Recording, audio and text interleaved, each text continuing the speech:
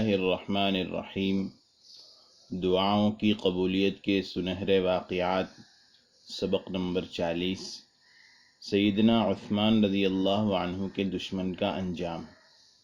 ایک اندھا شخص جس کے ہاتھ میں لکوا تھا اور سوکھ کر کانٹا ہو چکا تھا، بیت اللہ کا طواف کرتے ہوئے کہہ رہا تھا، اے اللہ مجھے معاف فرما، لیکن مجھے لگتا نہیں ایسا ہوگا۔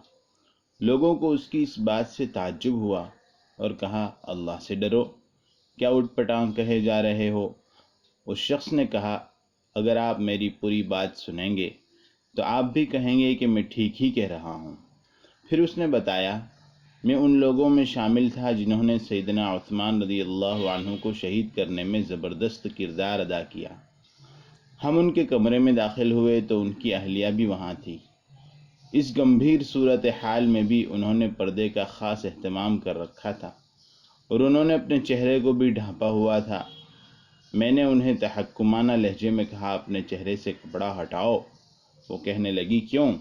میں نے کہا، میں تمہارے چہرے پر تھپڑ مارنا چاہتا ہوں۔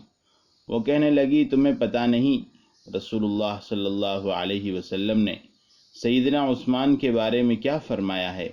آپ نے فرمایا، میں اس سے کیوں نہ حیا کروں جس سے آسمان کے فرشتے بھی حیا محسوس کرتے ہیں۔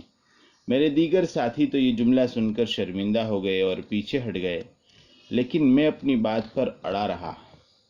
وہ اپنے چہرے سے کپڑا ہٹانے پر کسی صورت بھی تیار نہ ہوئی۔ میں نے ویسے ہی ایک زناٹے دار تھپڑ ان کے چہرے پر مار دیا۔ سیدہ نائلہ کہنے لگی، اللہ تعالیٰ تیری آنکھوں کو اندھا اور ہاتھ میں لکوا کرے اور تمہیں کبھی معاف نہ کرے۔ اللہ کی قسم، میں جیسے ہی باہر نکلا میری آنکھوں کے سامنے اندھیرا چھا گیا اور میرے ہاتھ نے کام کرنا چھوڑ دیا اور یہ خشک ہونے لگا۔ یہ دونوں دعائیں تو پوری ہو چکی ہیں، مجھے خدشہ ہے کہ ان کی تیسری دعا بھی قبول کر لی جائے گی۔ تراشے، سیدنا سلمان فارسی رضی اللہ عنہ بیان کرتے ہیں کہ رسول اللہ صلی اللہ علیہ وسلم نے ارشاد فرمایا، تمہارا رب بہت حیا کرنے والا سخی ہے۔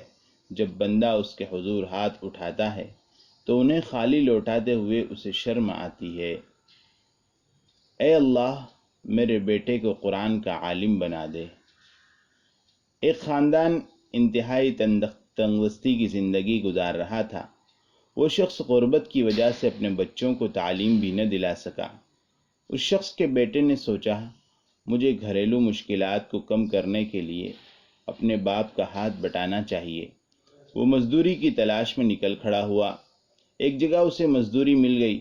شام کو جب اجرت لے کر گھر پہنچا تو اسے یہ رقم والد کو پیش کرتے ہوئے شرم محسوس ہوئی۔ اس نے یہ پیسے باپ کے تکیے کے نیچے رکھ دیے۔ باپ اپنے بیٹے کی ساری کارروائی سے باخبر تھا۔ اس کے جواب میں اس کی زبان سے بے اختیار یہ الفاظ نکلے، اللہم ارزق ابنی القرآن واجعلہ من اہلہ۔ اے اللہ میرے بیٹے کو قرآن کا عالم اور اس پر عمل کرنے والا بنا دے۔ یہ سلسلہ یوں ہی چلتا رہا۔ بیٹے کی محنت اور مزدوری بھی چلتی رہی، باپ کی دعا بھی جاری رہی۔ اب اس لڑکے کی عمر 20 سال ہو چکی تھی۔ ایک دن حسن اتفاق سے اس لڑکے کی ملاقات شہر کے سب سے بڑے مفتی سے ہوئی۔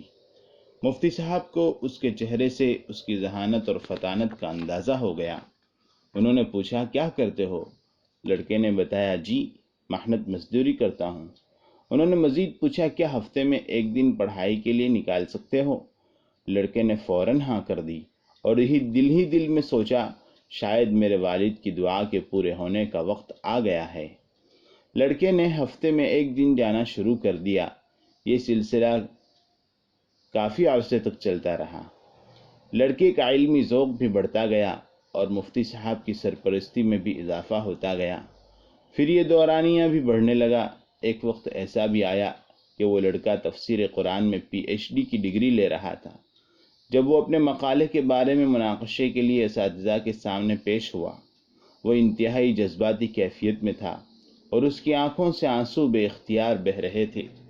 اساتذہ نے حیرانی سے پوچھا، ہم تو تمہارے مقالے سے انتہائی متاثر ہیں، تم نے ایک غیر معمولی مقالہ لکھا ہے، ہم تو یہاں تمہاری عزت افزائی کے لیے بیٹھے ہیں، ایسی بڑی کامیابی کے وقت یہ پریشانی کیسی ہے؟